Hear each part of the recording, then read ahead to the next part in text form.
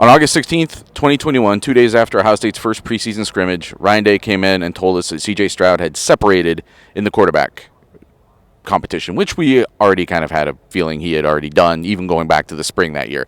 Today is August 14th. We are at the Woody Hayes Athletic Center again today. I'm Nathan Baird from cleveland.com, along with Andrew Gillis and Stephen Means. 2 days after the preseason scrimmage, we kind of had our antenna up for Ryan Day to say there'd been some separation in the quarterback battle, and he didn't. He said that there were some good things and some things that they were really happy with that happened in the scrimmage, but also that really that they're not playing with the consistency, Kyle McCord and Devin Brown, that you would need from a starting quarterback, maybe especially the starting quarterback at Ohio State. Stephen, any alarm bells going off that Ohio State doesn't have someone playing at the level of a starting quarterback at Ohio State right now? Not yet. I know this is the standard, so maybe inching towards the alarm, getting ready to pull it, but not quite yet, because he also kind of, things could change going into this week, and they might get to that second scrimmage, and for some reason, everything finally comes together. It's like, that's my starting quarterback, so we'll just roll with that. So not yet, but I do think your ears have to be a little more perked than they were going into the weekend, and it's because Ryan Day set it up that way, whether it's how he's handled quarterback situations in the past, but also last Wednesday when we talked to Ryan Day in here, he called it a defining week.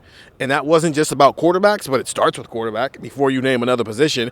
And then we come in here on Monday, and he's really not ready to name a starter anywhere amongst any of these position battles. And that starts at quarterback once again. So I don't think fans should be panicking yet, but I do think they should have their ears perked up a little bit more that neither one of these quarterbacks are separated, because it's not that the way he described it, it wasn't because it was so neck and neck and they're competing so well. It's just that they're not. It's up and down. It's a lack of consistency, and that's not a good thing.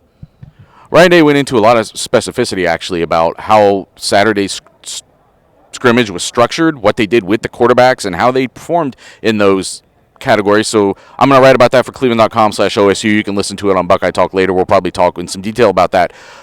But we weren't there. We didn't see it, and we don't know what Ryan Day's standards down to the finer points are. He did bring up later, it's not good enough to do the job 2-3 times in a row and then throw an interception. And made me wonder, was there just one interception on Saturday that might have thrown this whole thing off? But as you're hearing the way he talked about the quarterbacks today, Andrew, did it sound like a guy who is frustrated, or did it sound like a guy who just has astonishingly high expectations or standards, and with good reason for what they have to accomplish this year, and is just holding both of these quarterbacks to that as long as possible? I think it's a knob back from frustrated. He's not frustrated, he's not upset. I do think, like you said, it is August 14th, and you would like to have kind of separation. You would like to have that keyword. You would like to have, and maybe, if not separation, maybe an answer.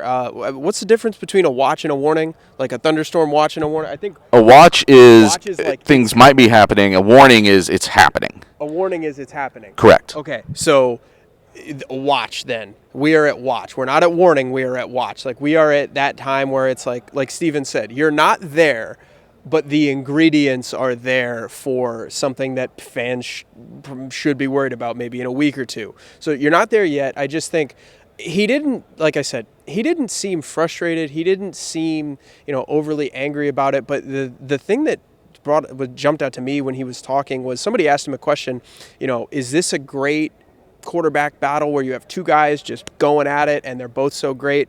Or is this two guys who still have a ways to go? And he goes somewhere in the middle.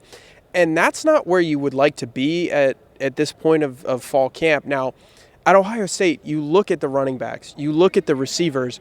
The job for a quarterback, you're not going to have to go out there, whoever this quarterback is going to be, you're not going to have to go out there and win the game because you're so great and you can do all these things and you're making every throw and you're making everybody else around you better. You've got the best wide receiver trio in the country. You can rely on those guys. You've got a really good running back tandem. You can rely on those guys.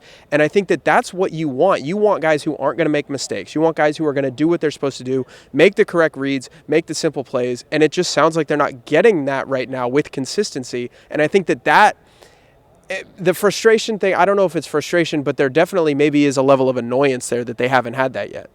I think the watch and warning is a good way to look at this, and I wonder if it might be a warning if they were opening against Notre Dame like they were last year, if they were opening on the road against Minnesota like they were in 2021, when you named Stroud the starter already. And you got to remember that the whole preseason was a little bit sped up by even just a couple days. If you're trying to go by precedent and look at the previous timelines, that factors into that a little bit.